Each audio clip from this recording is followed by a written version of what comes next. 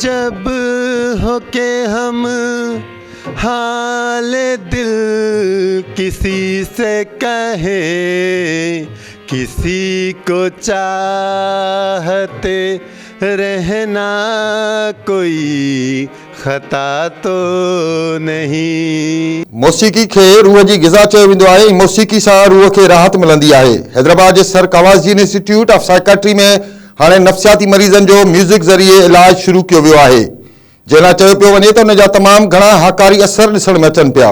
Music instructor Sachal मंगी जो चवणु आहे त म्यूज़िक रूह जी ग़िज़ा आहे। म्यूज़िक थेरेपी ज़रिए हैप्पी हार्मोन्स जारी थियनि था त उन्हनि जी सिहत ते 70% पॉज़िटिव असर पवनि था।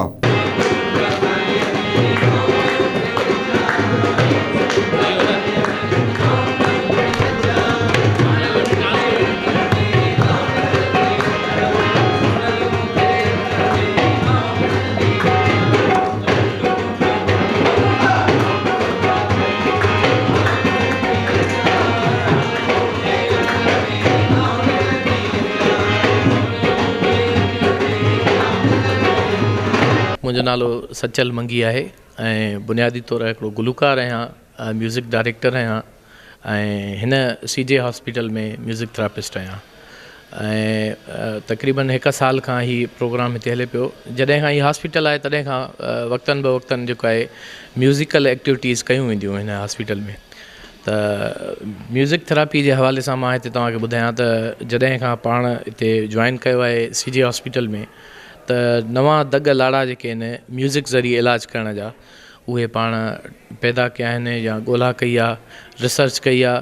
ऐं मुंहिंजे ज़ाती ज़िंदगीअ जे तजुर्बे में ही हिकिड़ी नवाण थी आहे त हिन पेशेंट जेके बि आहिनि हिते म्यूज़िक में हिननि जी ॾाढी दिलचस्पी रही आहे ऐं जेके बि हिते मरीज़ अचनि था ज़ाहिर आहे हू ज़माने जा मारियल माण्हू आहिनि, इन्हनि खे ॾुख तकलीफ़ूं आहिनि ऐं म्यूज़िक जो जॾहिं उन्हनि खे सहारो मिले थो त यकीन पुछो हिननि जी अखियुनि में हिकु त ॻोड़ो ऐं ॿियो ख़ुशी बि हिननि जे अचे थी, जेको आहे चहिरनि ते नज़र त ही माना ॾाढो ख़ुशि था थियनि म्यूज़िक ज़रिए। तव्हां हाणे ॾिठो पए त हीअ रिदम जे उन ताल ते जेको आहे ॾाढियूं झुमरियूं बि पाइनि था ऐं जंहिंमें इहो टैलेंट आहे म्यूज़िकल हवाले सां को साज़ वग़ैरह सिखण जो पाण कोशिशि कंदा आहियूं त उनखे को म्यूज़िकल साज़ बि सेखारियूं।